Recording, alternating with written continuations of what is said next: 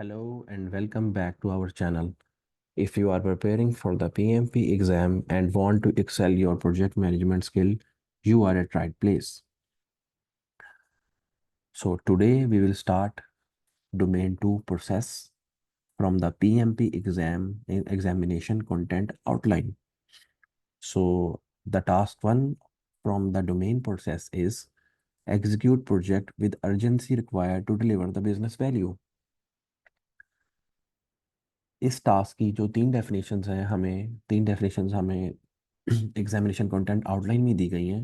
Let's evaluate. This is very small chapter guys and easily you can इसको understanding आप easily ले सकते हैं. Nothing need to be remember. There are only 1 or 2 keywords in that chapter that you will need to remember. आपको एक दो keyword याद रखने हैं and that's it. So first definition है assess opportunity to deliver value incrementally. Okay, अभी मैं read कर रहा हूँ. तीनों जो हम डेफिनेशन है इनको अगली स्लाइड में एवेल्यूएट करते हैं. Examine the business value throughout the project.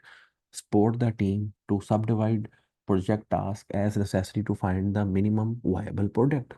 Okay, let's start with the first. Assess opportunities. आपको सारी अपॉर्चुनिटीज देखनी है, समझनी है, उनका जायजा लेना है to deliver business value incrementally.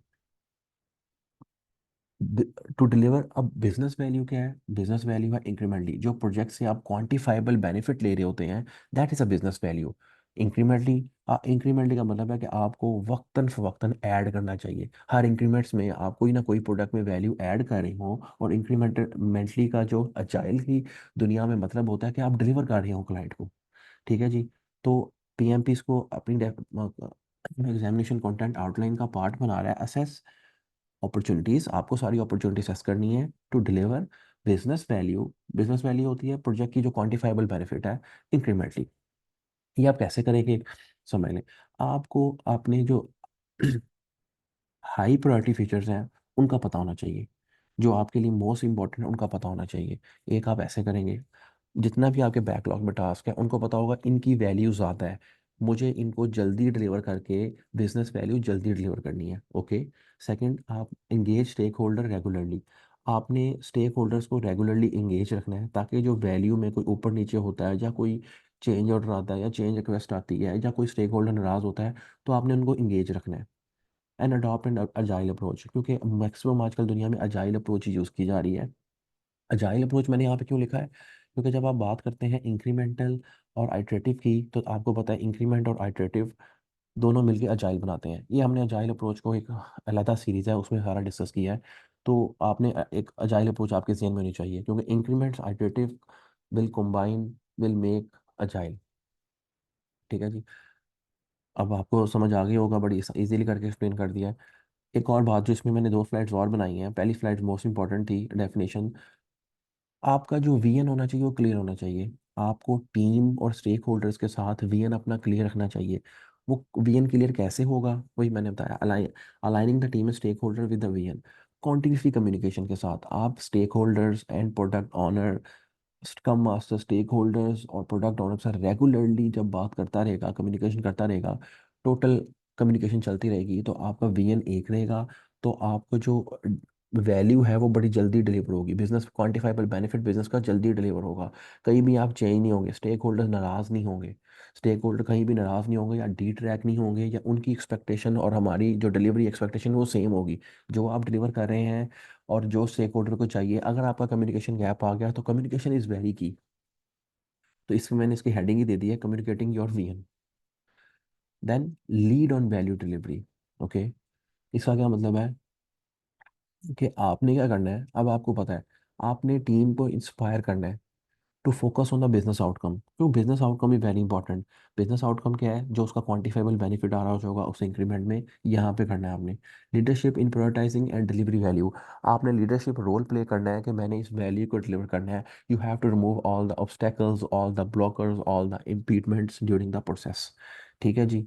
Decision making based on the value matrix. देखें, अब आपकी जो डिसीजन मेकिंग होगी, वैल्यू पे भी एक अलग चैप्टर है पूरा. वैल्यू मैट्रिक्स पे भी अलग चैप्टर है. जो आपने डिसीजन होगा, आपके डिसीजन आपके ऐसे होने चाहिए कि you need to deliver the value. देखें, जब show don't tell, remember that. एक मैं आपको फ्रेज बता रहा हूँ, शो डोंट टेल। हमेशा आजकल की दुनिया में जो आज हम रह रहे हैं, शो डोंट टेल आपने याद रखना है। सिर्फ कहानी सुनाने से बात नहीं होगा, आपने चीज़ें दिखानी भी हैं। तो दिखाएंगे कैसे? जब आप बिजनेस वैल्यू को अर्ली अर्ली डिलीवर करेंगे। So that's all with the first definition. बहुत आसान सी बात है, सिर्फ आपको अपना mindset, you have to be in P you have to wear the PMI hat. आपको एक पीएमआई हैट पहना होना चाहिए। आपको पता होना चाहिए पीएमआई की जो वैल्यू है वो क्या बात करते हैं। जब आपने डिसीजन लेने ही आपको बातें याद रखनी है। Second, examine the business value throughout the project. अच्छा, मैं बिजनेस वैल्यू की बात कर रहा था, इसमें मैंने ये बात वहीं पे हो गई पिछली स्लाइड में, मगर इसको देखते हैं। Examine the business value throughout the project. आपको ये नहीं होगा कि आपने जो स्टार्ट में जो अपना बैकलॉग पे बिजनेस वैल्यू बनाई थी, एंड तक वही रहेगा। The world is agile. बहुत सी चीज़ें, इवन वाटरफॉल में भी चेंज ऑर्डर आते हैं, चेंज रिक्वेस्ट आती हैं। तो आपको वो चीज़ें साथ साथ थ्रू आउट द प्रोजेक्ट आपको वैल्यू देखते रहना चाहिए, वैल्यूट करना है। वो कैसे होगा? कॉन्टिन्यूस मॉनिटरिंग से। और communication, communicate stakeholder, communicate value to stakeholder clearly. इन दो से throughout the project till adjourning of the project, जब तक आप टीम को डिसमेंटल नहीं करते, आपको वैल्यू जेन में रखनी रखनी है। ठीक है जी। यहाँ पे बिजनेस वैल्यू को मैंने डिफाइन भी कर दिया है। So this that is a key word in our project. Business value क्या होता है? द टोटल क्वांटिफाइबल बेनिफिट, जो मैंने आपको पहले भी बताया, टेंजिबल और इनटेंजिबल बोथ हो सकते हैं। ये टेंजिबल टेंजिबल भी हो सकता है और इनटेंजिबल भी होता है। That can be drive from the business ending. किसी भी बिजनेस की कोशिश के नतीजे में जो आपको क्वांटिफाइबल बेनिफिट होता है वो बिजनेस वैल्यू होती है। ठीक है जी। तो ये कीवर्ड है बिजनेस वैल्यू, इसका मतलब आपको समझ आना चाहिए, इसलिए मैंने इसकी डेफिनेशन भी आप लिख दिया। Through out a project a variety of means can be use. अच्छा, थ्रू आउट द प्रोजेक्ट जो बिजनेस वैल्यू को एग्जामिन करना है, आप एग्जामिन कर सकते हैं, एवेल्यूटिंग कर सकते हैं, confirming what is a value, what is most important to the stakeholders, what is most important to the customer, what is most most important to the product owner. ये आपको continuously monitor करना है, जितना भी बड़ा project हो। Mega scale आप एक डैम की कंस्ट्रक्शन कर रहे हैं, जब छोटा सा एक सॉफ्टवेयर बना रहे हैं, जब एक पेज का एक वेबसाइट डिजाइन कर रहे हैं। ठीक है जी। That's it. अच्छा, बिजनेस वैल्यू को और क्लियर करने के लिए, क्योंकि लोग इसमें कंफ्यूज होते हैं, मैंने types of business value can be financial, business value can be in terms of improvement, business value can be new customer, first to the market। आपकी business value है कि आपने फर्स्ट आना है। दो एक मैं आपको कंस्ट्रक्शन से एग्जांपल देता हूँ। दो बिल्डिंग ओनर्स एक बिल्डिंग बना रहे हैं। ठीक है।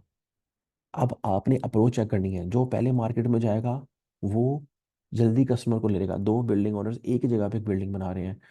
तो इंक्रीमेंटल का मतलब है कि आप इंक्रीमेंटल का मतलब है कि आप जो जल्दी मार्केट में जाएगा, जो जल्दी बिजनेस वैल्यू देगा। फॉर एग्जांपल, एक कंस्ट्रक्शन बिल्डिंग कोई 2 फ्लोर बना के मार्केट में चला जाता है तो उसकी वैल्यू जल्दी आ जाएगी। सोशल और टेक्नोलॉजिबल, किसी भी तरह आपकी बिजनेस वैल्यू हो सकती है। अच्छा, जो लास्ट डेफिनेशन है, support the team to subdivide project as necessary to find the MVP.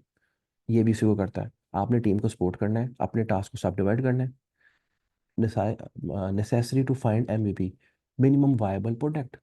Minimum viable product है, ये प्रोजेक्ट की बैकबोन होती है, ताकि आप कस्टमर के हाथ में दे सकें, ताकि उसे यूज़ कर सके। अगर हम वेबसाइट का देखते हैं तो ऐसा एक लेआउट डिज़ाइन या ऐसा एक मिनिमम वेयर जिससे जाके आप लाइव तो हो सकें, आप लाइव तो जा सकें।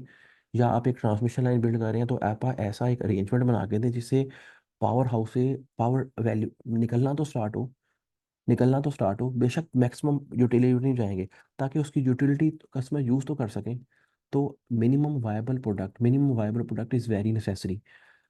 देखें, जब भी आपको अर्ली फीडबैक चाहिए तो आप किस पे लेंगे? जब आप कस्टमर को शो करेंगे, कुछ दिखाएंगे। वो क्या शो किस सूरत में दिखाएंगे? मिनिमम वायबल प्रोडक्ट की सूरत में।